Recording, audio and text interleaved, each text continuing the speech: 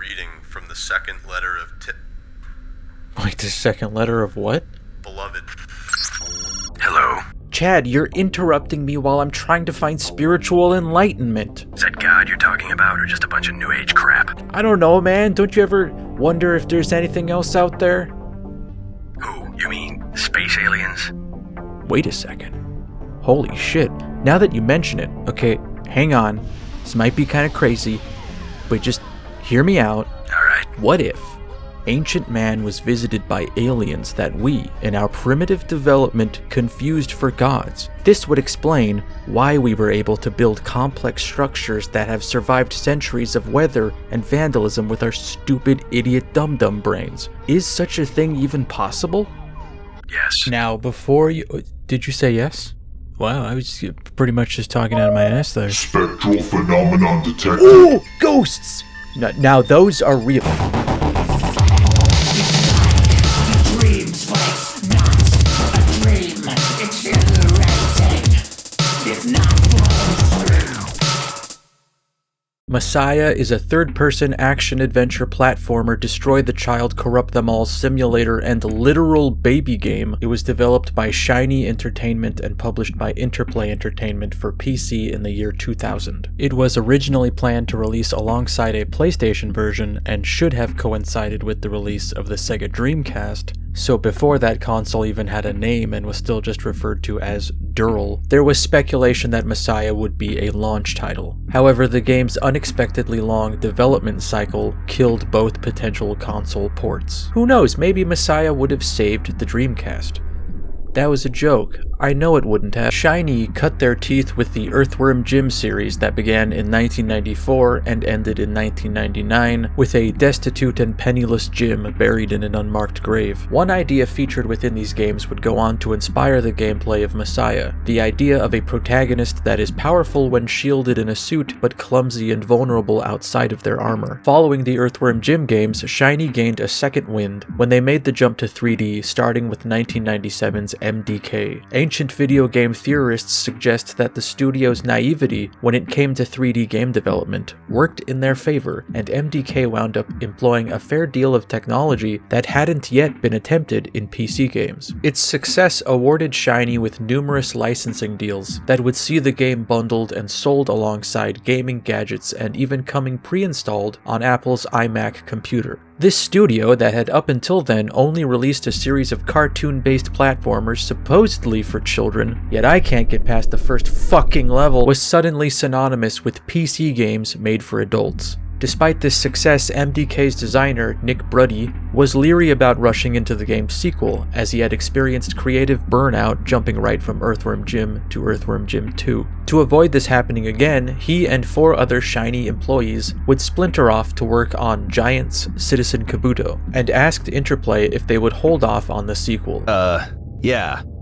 Well, whatever. A request they of course had zero interest in honoring, as MDK was printing money, and I'm guessing they were already about to get their legs broke from a fucking loan shark or whatever, so MDK 2 was handed off to BioWare. In the meantime, Shiny decided to proceed with development on 4 games at once: Wild 9, RC Stuntcopter, Messiah, and Sacrifice, a decision the president of Shiny, David Perry, would later regret, as he felt that splitting up the team so much created not a series of winners, but a handful of games that failed to sell anywhere near as good as MDK. Looking at that lineup, I feel like we could have axed at least one of these, right? One of these stands out a little bit as not being quite as intriguing as the others. I mean, how many hybrid third-person RTS games do we need, really? I'm kidding.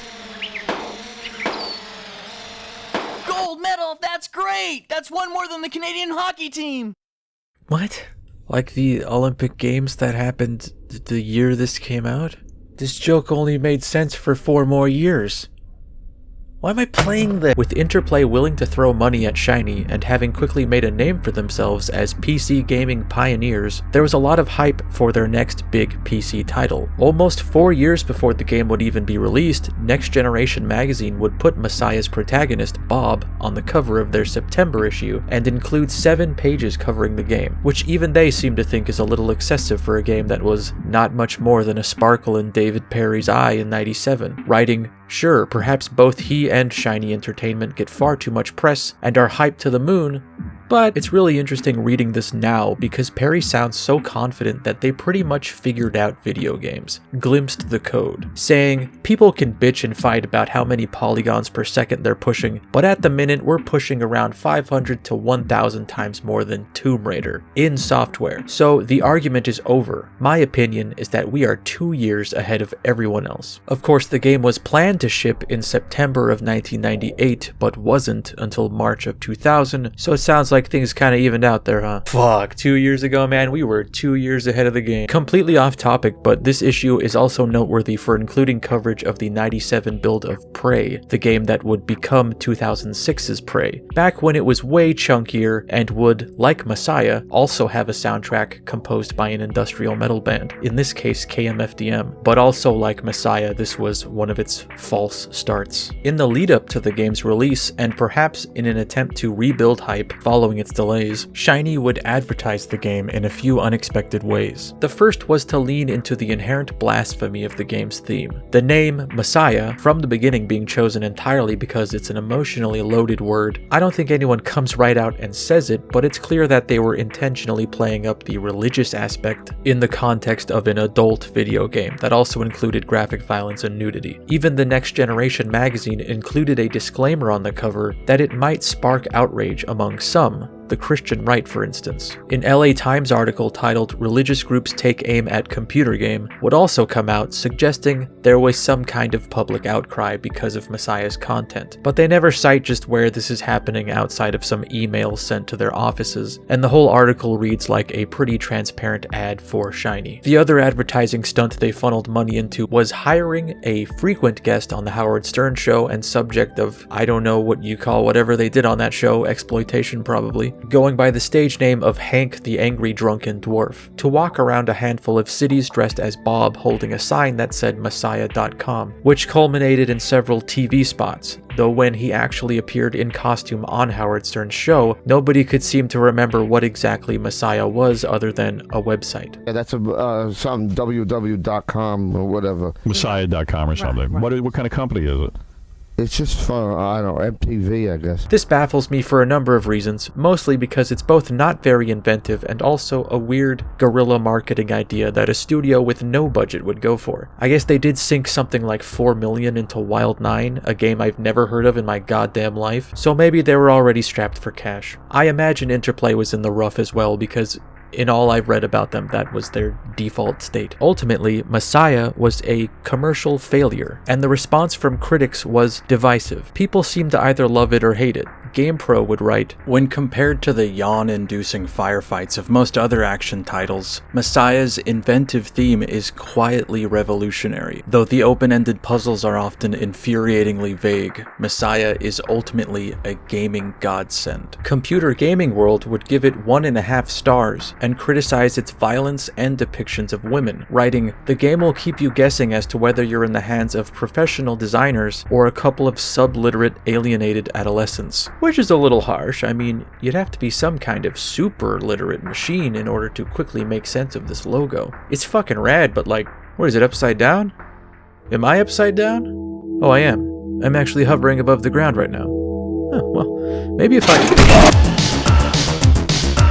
Messiah is a game that sort of lives or dies by its one good idea, but that good idea doesn't extend too far beyond itself. Does that sentence make sense? It isn't adorned with an engaging or original plot with memorable characters or set pieces. It has a tone, just enough to set things in motion with the faint impression of a world, and then releases you into it to do the thing you do, as if the game's design document must have been a single page that read, "You're a baby that possesses the inhabitants of a dystopian cyberpunk future and makes them jump off rooftops and blow each other up. We'd like our payment on a giant novelty check, please." In the opening, God, maybe you've heard of him or seen his tortillas, addresses a rebellious cherub named Bob and tells him he's going to send him to Earth because there's a situation down there that needs to be cleaned up. So despite his protests, Bob is hurled to Earth, becoming a flaming ball that slams into the futuristic Factor City, inhabiting a cop, to which he exclaims, "I'm a cop," though he isn't one for very long. Pretty much immediately, the authorities make it clear that they are not cool with Bob being here, so anytime he's spotted outside of a human vessel, he's immediately gunned down. For reasons unclear, they have made it a priority to destroy you. A disembodied voice also begins communicating with you telepathically, claiming to be the one who prayed for your arrival, a once great power that was cast out and replaced by evil.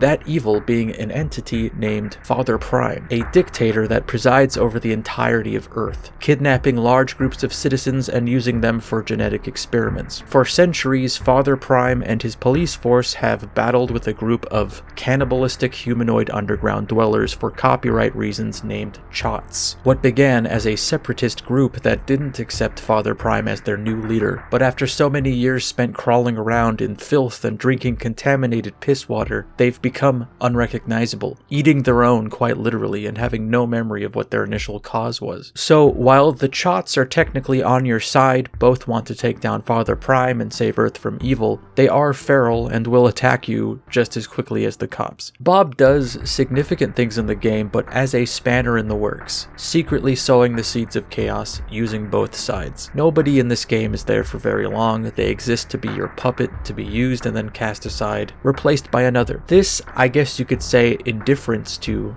life, humanity, the characters populating this world and their plight is something that some people didn't vibe with at the time. I suppose there is something inherently mean-spirited about a game where citizens, good or bad, are just a resource, a tool, often being killed in graphic ways for the sake of a button push or a lever pull. That bad EGM review brought this up as well. Beyond the gameplay loop, Messiah's depiction of the future is cynical, grim-dark to the point of self-parody. Advertisements offer you the chance to win not only money, but more conceptual things like hope and a will to live, while many are run through an automated slaughterhouse as though they were cattle. And you know, if that's bothersome to you, that's great. Hold on to that shred of empathy, no matter how misplaced it is. It's good. It's what separates you from gamers. Aside from very spread out cutscenes, these sporadic lore dumps will be how you consume any kind of plot. What does seep through this narrative drought is a tone that I can only describe as a near Verhoeven-esque parody of other sci-fi media. It's a very silly game, which is not what it was sold as.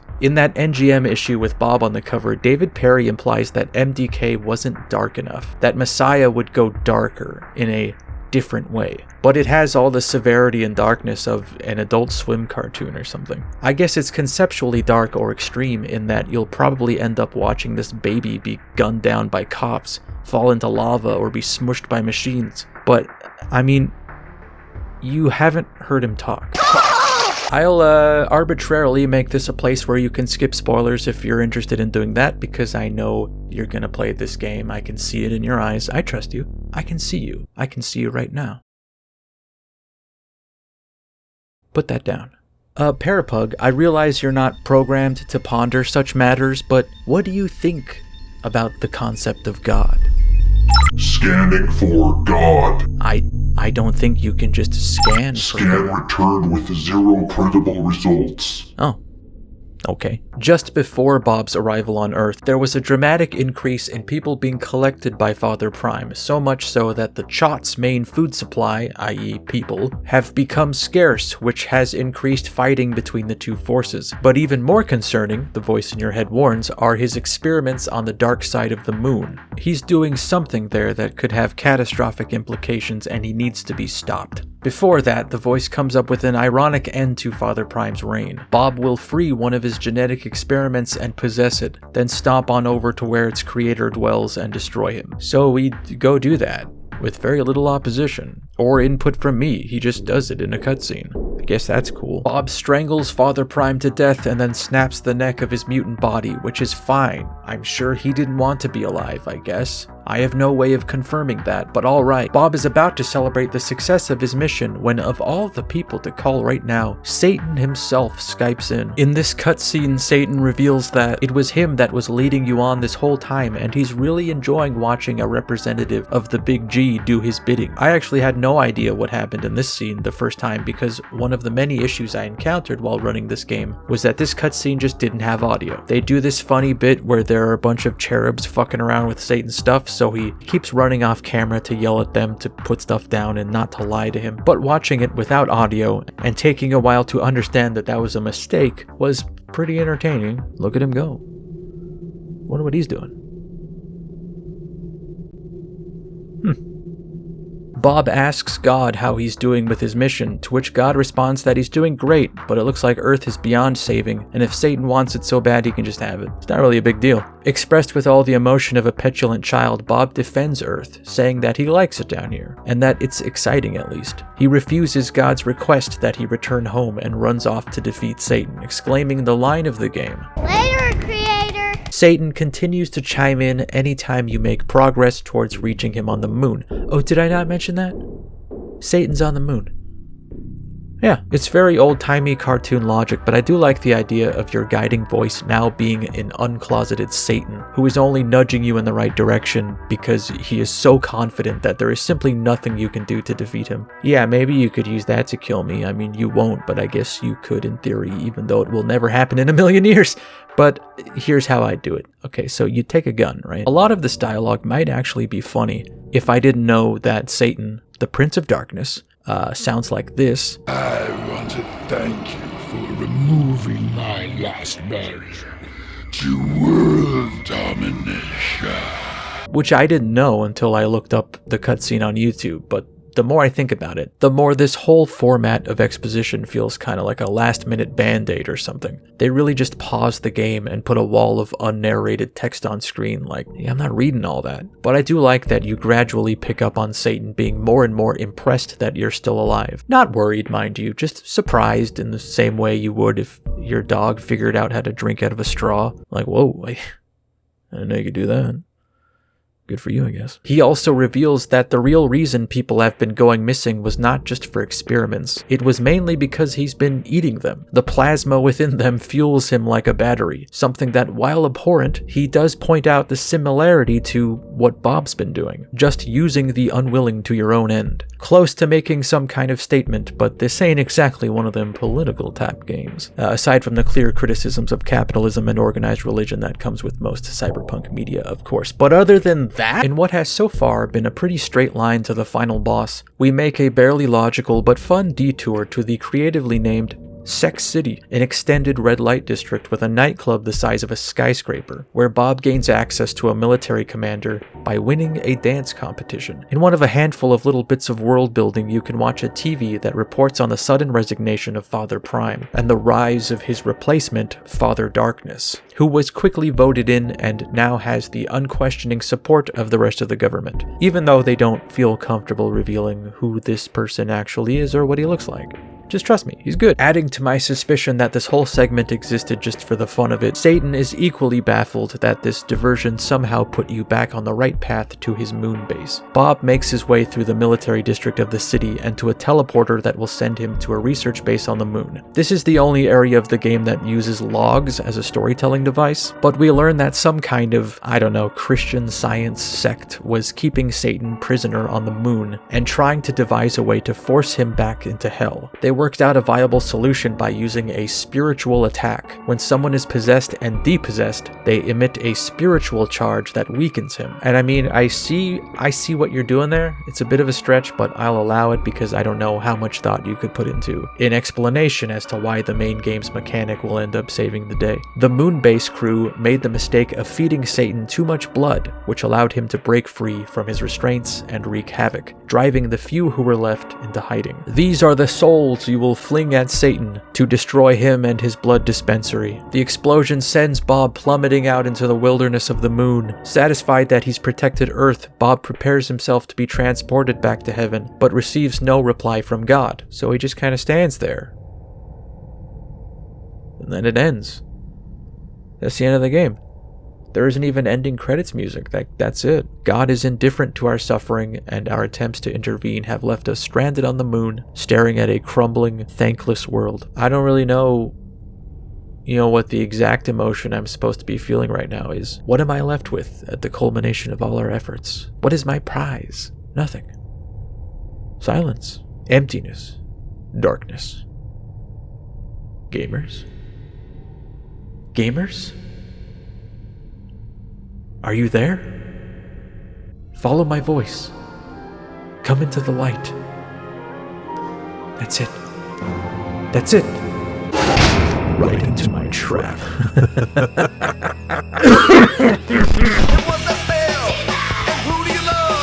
Yeah, I don't know what to tell you. The story of Messiah doesn't have much going on, and what it does have going on is a real mixed bag. Likely because it wasn't there at the inception of the game's concept. I don't know that for certain, but since they were shilling the game's 2 years advanced technology before saying anything about the plot other than a baby was in it, I figure it was dreamt up later as something to sock it into a gameplay loop. There are a dozen ways this could have played out, a dozen ways that you could center a game around being a weak dude that possesses other dudes to get past obstacles and dudes. Heck, there was a whole dang Mario game about it. It's like the same thing. You're a little baby man that possesses animals and objects to defeat a demon guy. Instead of saying later, creator, you say so long, Gay Bowser. Given how all over the place this game's tone is, I don't really know for certain how I meant to read this ending. I think it's supposed to be darkly funny. There is for sure a lot of darkness behind Messiah, but it's also so goofy and taking the piss half the time that much of that doesn't surface. In truth, the darkest thing about Messiah is the first page of the manual, in which they have printed a personal quotation from Bob himself, speaking with an understanding of language he doesn't display the ability to use. He says, "When I sleep, I dream the same dream. I dream I'm dying. Every night I watch myself die as if I'm the killer. And as I kill myself, I experience happiness and joy. But as I die, I scream in horror and fear. Every night, I dream the same thing. And as the nights go on, I get scared. I really shouldn't have any fear of dying, for I dwell within the nirvana of heaven. And I've walked in the valley of death.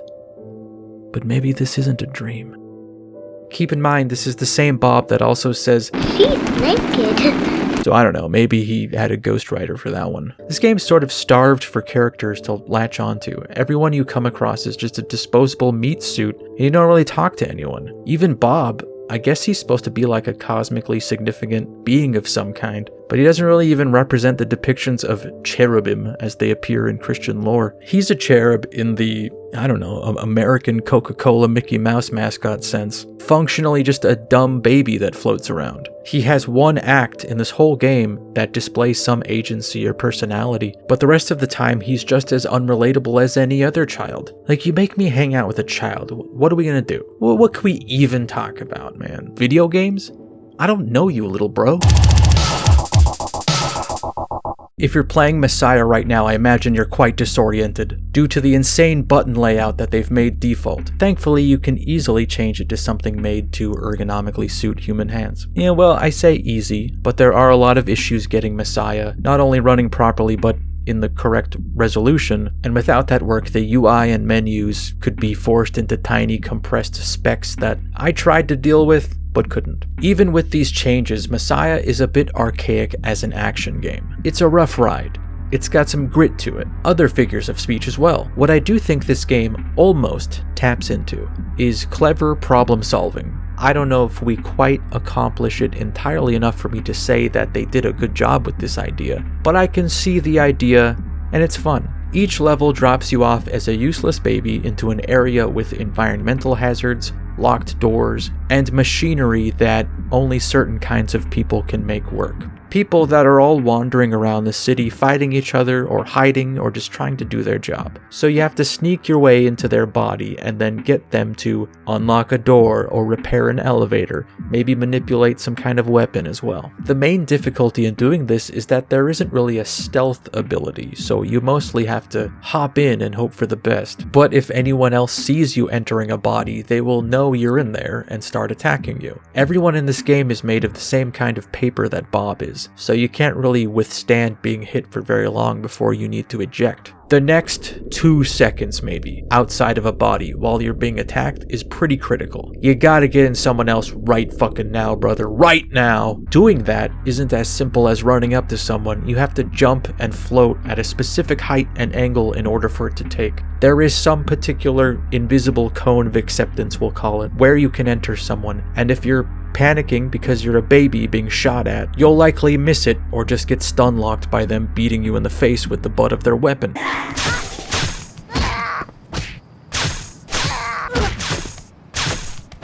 There were a few fights I got into where, like, I'm positive this is not how the devs wanted this game to be played, but the idea of it was actually really amusing, where I'd come upon a group of 4 or 5 enemies and then jump in one body, which they'd all gun down, and then I'd just bounce back and forth possessing all of them until they all killed each other. I did think that was kind of cool, but again, I couldn't tell you if that actually was the intention there. It's not very well portrayed or enough of a focus as I'd like, but there is some attempt made to make impersonation a mechanic. As in, you have to act like the type of person you're inhabiting, lest the authorities start becoming suspicious of you. I wish this would have been developed a bit further. As it is, it really only concerns obvious things. Like if you're an engineer walking around with a gun, cops will say, hey, you're not supposed to have a weapon. One warning, put that thing down! In pretty much any case you have your weapon readied, cops will freak out and start telling you to drop it, even if you're a cop as well. So you can't, like, walk around with them doing cop shit and helping them fight the chots or anything. They'll just be like, what are you doing? We do the shooting. You don't shoot with us. You don't run with us. Combat while you're inside a body is not the most satisfying. It's like a jankier evolution of MDKs. You have a reticle that appears on nearby enemies and you can fire from the hip, creating a spray of bullets, most of which won't hit if you're more than a few yards from your enemy. You can, however, switch to a first-person sniper mode, which was the novel ability in MDK, and better aim your shots. This is absolutely a more effective way of taking down enemies. The only problem is that actually aiming this thing is really unwieldy, like you're trying to aim a turret on a mech or something. And you also can't move around or take cover, so you're just kind of a sitting duck while you use it. There are long sequences in this game that require you to remain in baby form, usually for the purpose of platforming. These are actually kind of interesting if you separate them from the other business of the game, because the idea of a little angel having to zip around a dystopia network of clockwork machinery and climbing across industrial assembly lines, avoiding pendulous blades and falling slabs of metal, is kind of inventive. It's kind of a vibe. I'm probably being more complimentary about it, not because it's actually really interesting, but because it was the least frustrating thing about the game. It's the parts that just consistently felt competently put together. It's boring,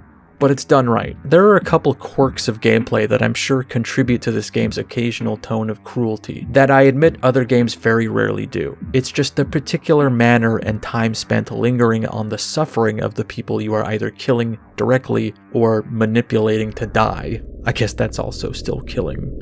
You're a murderer. As an example, in this game there is a weapon that shoots these massive harpoons that will impale enemies into the nearest surface. Other games have a similar thing. You've probably seen it before. The crossbow in Half-Life 2, the penetrator in Fear. It shoots a rod that sticks you to the wall. Only in those two examples, the enemies are immediately dead on impact. Like as soon as they slam into the wall, it's lights out. Ragdoll. In Messiah, when they hit the wall, enemies are realistically not dead. They are just stuck to a wall, writhing in pain, moaning because there's a giant piece of steel nailing them to a wall. And there isn't a whole lot you can do. You just watch them struggle for a good while before they, bleed out and die. It's surprisingly fucked up.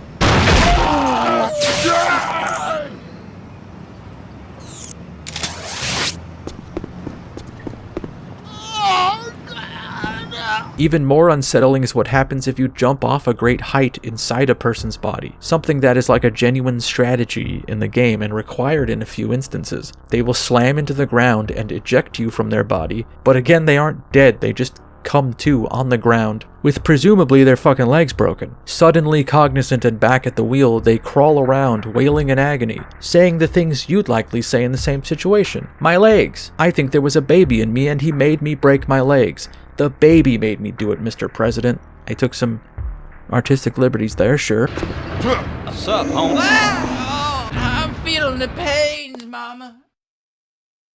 Oh, daddy don't feel too good.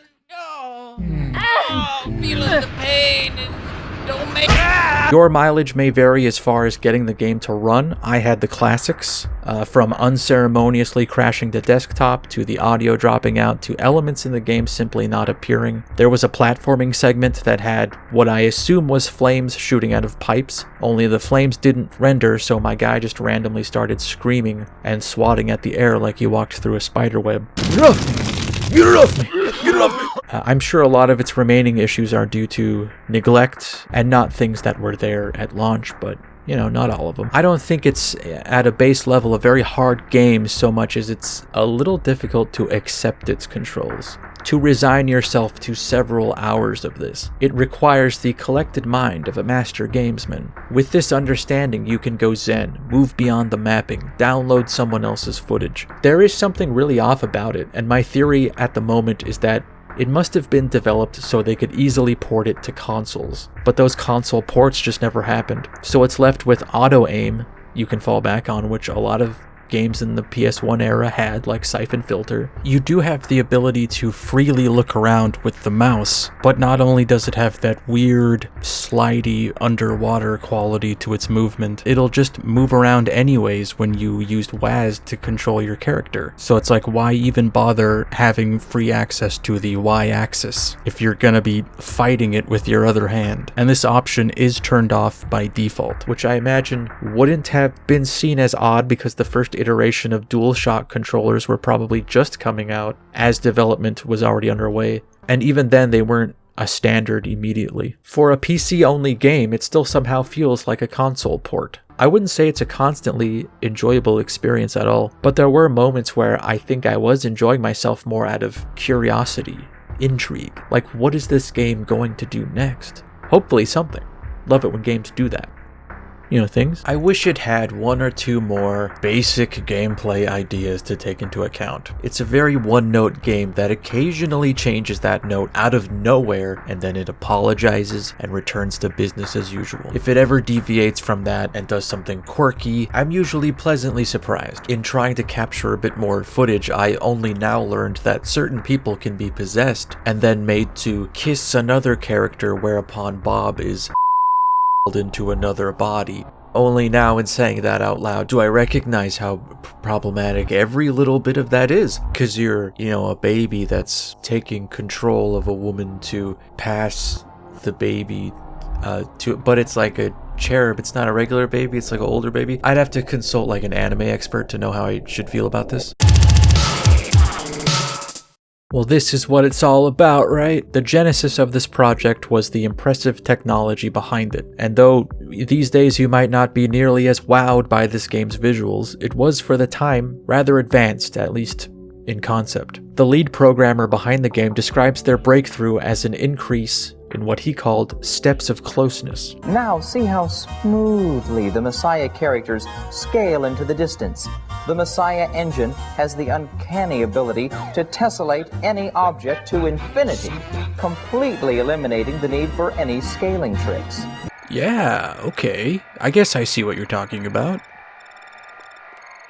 Guys, I was just lying. It looks weird. I don't know enough about game dev terminology or if that is just a $10 way of saying draw distance, but a lot of games at the time used creative methods of saving memory by having objects, environments, models either only appear when you're close to them or be lower poly until you're close to them. Some games successfully hid this process with fog or darkness, others just rolled with it. Shiny was not satisfied with this standard and seemingly made this the focus of their development. So you do have these sequences where you can zip around with everything remaining relatively clear and no lost frames, as though they included it just to show off that fact. A thing that may have looked impressive to trained eyes for a brilliant but brief window of time. Character models stayed more or less in full detail because the Messiah engine transformed them into tessellated shapes that could deform in real time, producing smoother character models that didn't drag down performance and hid some of the more pesky seams where joints meet. The example they use in their NGM interview was specifically women's butts. And for no reason in particular, I'd like to remind you that this interview was conducted in the year 1997. They also include the phrase, "I have murdered harlots" on the cover of this video game magazine, so in general, not a great time for our closeted girl gamers. They say that lots of fighting games give female characters skirts because I guess it was hard to not give them blocky asses, a concern not shared with the male characters. However, in Messiah, there is no such issue. I don't know if there's any truth to that at all, but they clearly sunk a lot of money and time into getting butts as realistic as possible. This incredible new skin has the unique ability to bend and stretch at any point on your body. I mean, look at the polygons on that model. Holy shit, dude, are you kidding me? I mean, look at that. Look at that. Look at that. Void beyond. What's out there, man? Who knows? Could be anything out there in that inky blackness. Go ahead, take a minute to explore your surroundings and get a feel for the— Oh! Another trap! I got you this time, motherfucker! Devil worship. Maybe it was the late release, but Messiah was not seen as the massive leap forward they seemed to anticipate it being. It's an odd-looking game, with smooth, blurry characters populating a chunkier, blurry world. Though models can sometimes look impressive for what would have been the late 90s, they often look like they're struggling to remain solid. Parts of them will shift around and morph before your eyes, resulting in the illusion that your character is almost stop-motion animated, like their frame rate is lowered independently of the rest of the world. It usually looks best when you aren't moving, but that's, kind of the whole point. I liked the design behind most things in Messiah. It's giving me late 90s edgy comic book style. People wear baggy pants with suspenders or trench coats covered in metal spikes. A vision of the future seen through the eyes of a Molgoth. Judge Dredd meets Fifth Element. Cops are portrayed as a sci-fi military with impractical, I don't know what they are, utility helmets. It's neat. I honestly enjoy a lot of the art behind this game, particularly certain details, certain small scurrying details. That's right! It's time for the Red Roundup! We eatin' good today, rat lovers. Not only does Messiah feature the chunkiest little dudes, squeaking up a storm and zipping around like, wood-carved wind-up toys. Yeah, look at them go! But there are a few occasions that require you to inhabit the body of a rat and pilot him around pipes and precarious paths, or get the jump on a more powerful enemy. It's all well and good just looking at them, but being them? Are you fucking me? Seeing what they see? Sniffing what they sniff? Walking across the bones of man? Legion amongst the kingdom underfoot? Let's go! For this, I awarded my highest Rat Roundup rating. At the risk of perpetuating a mimetic curse, in researching this game, and by researching, I of course mean Googling while vibrating on Mountain Dew, you'd be hard-pressed to avoid references to another game thing. Most comments on Messiah Media will have tons of funny references to Roblox, an MMO for children that I spent 17 years not knowing a single thing about, and I can share with you that I now know one thing about. I can feel it. The change. The darkness. So basically, the last cutscene in Messiah uses a sound effect. This one. That oof for a long time was known to Roblox players because it would play when you died. It was literally this sound just lifted from Messiah. In 2020, after learning about this, the game's sound designer was able to get the creators of Roblox to remove it, though you can apparently still pay for it like a microtransaction or something. I don't know. I don't want to know. I already know too much. The darkness is taking hold. I think it's kind of a bummer that there aren't more cutscenes because the intro looks pretty good. Looks alive, and it just has such a unique vibe to it. It's got this weird, almost improvised cadence with these two cops just shooting the shit with each other until Bob crash lands to Earth. Maybe it's just that it's the one moment in this game where anyone is humanized for a second. Father Prime has some scientist goons trying to open up a doorway to another dimension. Can you believe that? It's crazy. Another dimension. Not a whole lot to say about the voice acting. It's not very good, and it's kind of produced poorly as well. I think this was something they overall just took the loss on, because I don't think they even hired any voice actors. Those who are credited with voices seem to just be shiny staff members. Well, that's a sentence. Do not touch me! Out!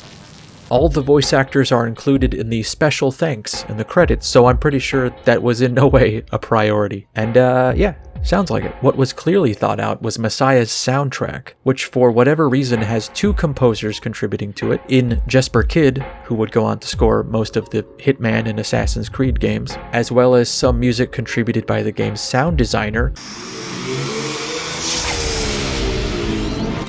Tommy Tellerico Studios, who was already an established composer and gets his own splash screen before the main menu. They also licensed the music of industrial metal band Fear Factory to be used during all combat sequences in the game, which I have to say, so this on paper is extremely my shit.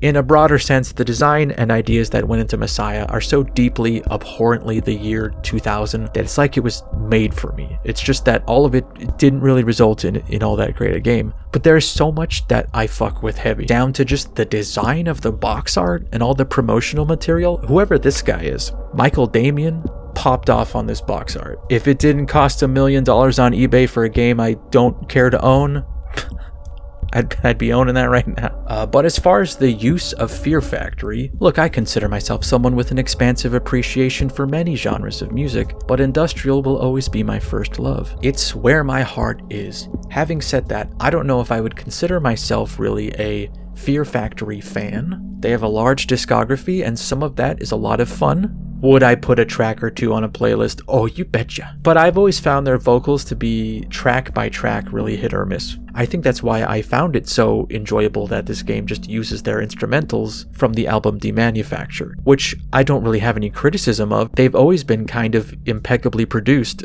I just think they excel at the more aggressive death metal adjacent vocals, and the grungier and cleaner style they dip into on the regular just clashes a bit too much for me. Yeah, we're in a place I like, and then suddenly we're somewhere else, and I don't really like that place. Very good, not a fan, but very good.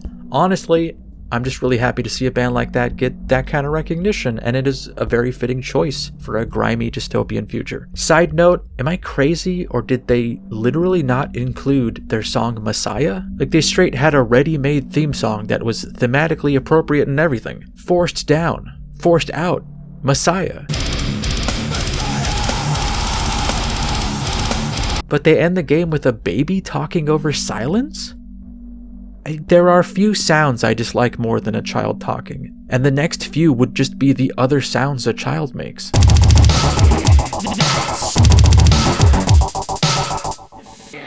Messiah is a neat little bug in a jar. A cool rock you find on the walk home from school. Stuck out of time, somehow advanced yet archaic, competent yet confounding, but certainly interesting enough to wriggle its jar around and tap on the glass saying, "What the heck are you?" Reading about game development from this era can often sound more absurd than modern game development, which is often just depressing. If nobody's being harassed, then they are crunching to meet an unrealistic deadline to launch a broken mess. But I'm sure David Perry wouldn't allow crunch on his project. Either animate this faster or I'm gonna beat your brains out.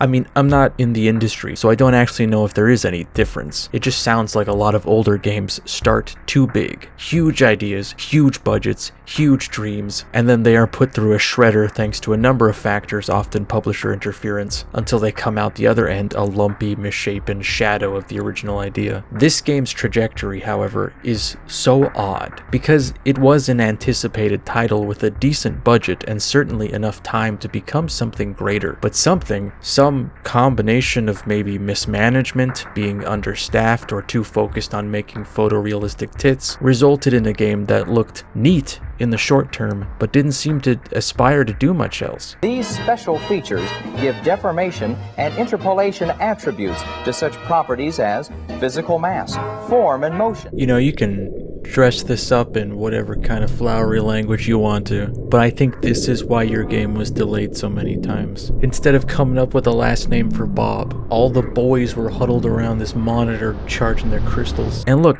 I'm only human, okay? I'll admit it. They look like they would look 2 years from now, but I'm also here for other reasons that are left unfulfilled. There's certainly some good decisions made with it, but for me the lack of an engaging plot, the lack of recognizable characters we can interact with or connect with on any level, is a tough thing to get past. Paired with how cruel and hopeless a world the game is set in, it imparts the feeling of, I don't know, why bother? Why not let this world burn?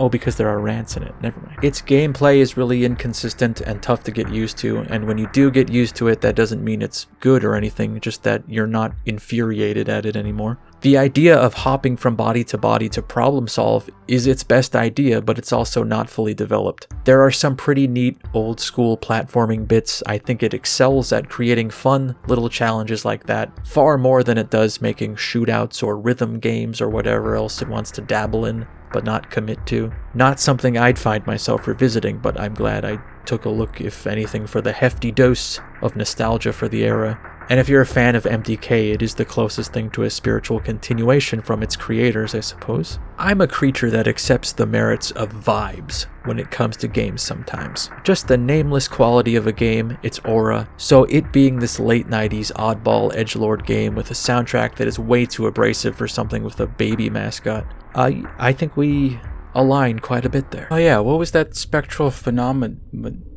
fucking ghost you detected earlier? Data suggests it was. Could it have been a holy ghost? Scan results show. You know, like Jesus. Scan results show that a mild poltergeist energy was emitted approximately 45 minutes ago. Well, that sounds scary, I guess. What did it do? Scan results show that several insignificant household items have been relocated. Fuck me. I guess I gotta look around and see what's different. Let's see. Mothman's here. This guy. Wait a minute, there's a game in my trash can. This anti-gamer actually, I do remember putting this in there. That's the end of the video. Thank you for watching it. That is the end of the video. Thank you for watching it. If you enjoyed it, feel free to like, comment, subscribe, or browse any of the other options of things you can do in the description, such as Patreon, Twitter, Discord, things of that nature. There's a dog barking, one moment. Thank you to those who voted for this game on the Discord. Sometimes I have trouble picking a game to cover, so I appreciate your input there. Hope you're having a good spooky month so far on day 1 here. Anyway, thanks again, and an extra special thanks to Ailing Uncle, 2Password for Kids, Assisi, Agendine, Alex Raymond, Alexander Smith, Aparts 89, Bayard Brown, Benjamin Sid Perez, Big Abuela Energy. But clearly, even though her name was Crystal, she was not very clear and open with communication, Crystal. Close Quarter Wombat, D-Sky, Daphne Pittendry, Dark Raptor 86, Dilluminati, Dr. Beard, DOS Days, Edgy, Edward Avila, Fart Mother, Game Master, Gaming with Clarptarp, Gamma, High Food Court, Jack the Dave, J. Alamin, Joseph Zanoni, Carrot, Kamikaze Melon, Leon Hooks, Lizitar, Marcus Chaney, Michael Schmidt, Morgan Harper, Nekot the Brave, Octo, Oisto, Philip Woolley, Rahul Kirthi, Richard Gillespie, Roland, Salvatore Tosti, Shadowman 13, Snapplefish, Stukabliat, This Deal is Getting Better All the Time, Tower of Lead, Turts, Zach Bishop, Crash Punk, Daniel Streb, Ava Nerve, Giraffa, Gunmancer, Jake Steele, Karen Rosenau, Catherine Graven, Swood Operator, T-Dog, 8083, 410,757,864,530 gay cops, A Hanging Chad, Beng Fleng, Binary Vision, Brady the Sanity Tax Collector, Brozoof Jones, Cantankerous, Dubs, Enter Stage Left, and Fuck My Ass, Grim Daddy. Whoa! Ishanji, J-Man DX, JP Pellet, Mad Monty 98, Make It Raynor, Morgan D. Trius, Ophelia Fishwife, P. Dizzle, Persian Air, Please Stop Treating Player Agency as a Negative, Leaning Left-Right Manually isn't a fucking cover system, it's basic movement, Robert Brandon, Rowdy Roddy Peeper, Samuel Ward, Simon Daniel, Technica, 10-Beat, That Uninformed Guy, The Angry Pebble, Where Am I? Help, Alistair Stewart, Ali G, All the Nope, Andrew Light, Andy Krieger, Astro Shepherd, Atari Steed, Auspicious Whiskers, Beetle Sky, Ben and Kara Dowling, Benjamin Payne, Benji Blakeway, Bindle, Bishy93, Bivda, Brendan McFadden, Brett Weaver, Brody Gibson, Carl Hanna, Chimichanga Jones, Colby, Coltafleta, David Fromke, David Harpstrite, Dazed Clockwork, Dongs.exe, Electric Crowbar, Eric Yaudon, Ethan Alexander, Eto, Ulino7, Fix My Brain, Garrett Squared, General Klizara, Ghoul Baby Bond, Goth Hunter Cass, Haley Bobella, Hitoshi-san. I changed my Patreon tier so that Grim would have to read my name in the credits. Irish.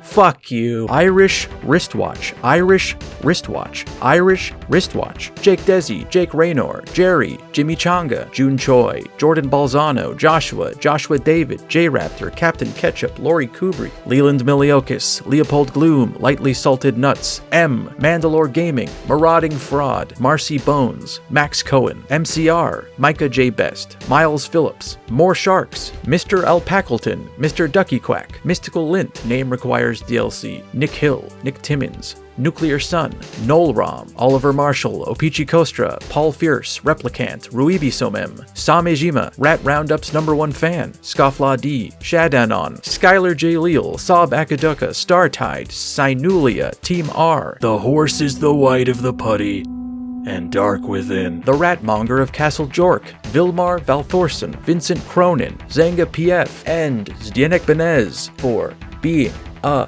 patron. Thank you so much for all of your help and support. It is why I can continue to make videos in this crumbling world. I'm just scanning in case there's any residual business I need to take care of, but it looks like that's probably a no.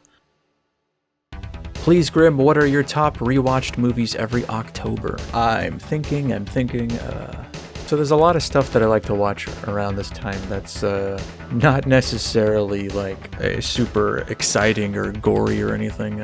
Like a lot of the Hammer horror movies, specifically like the Frankenstein and Dracula ones. A lot of those have this really great cozy gothic atmosphere that I'm way into. Also any of the Roger Corman movies that he did with Vincent Price, like all the Edgar Allan Poe stuff. It's a little goofy, it's a little spooky, but more than anything, it's cozy. Also, any like 80s to 90s era anthology movie, I think are really fun, like Creepshow or Tales from the Dark Side. Yeah, that's how I'm feeling. That's how I'm feeling with my answer. Yeah, fuck it, I'll do a T-Grim now, random supernatural quote, random character, Sammy, cue Dark and Streams Music Stony. Oh, there was one I was just thinking of the other day. A real chug jug. Dude, Fortnite. That was a real line that they put in a real episode of Supernatural. There is an episode of Supernatural where the phrase, dude, Fortnite, is said. Really gives you a peek behind the curtain, some insight into where that series ended up by season 14. Thank you so much for all your support. I'm gonna get fucking moving on some spooky content for you. Spooky season!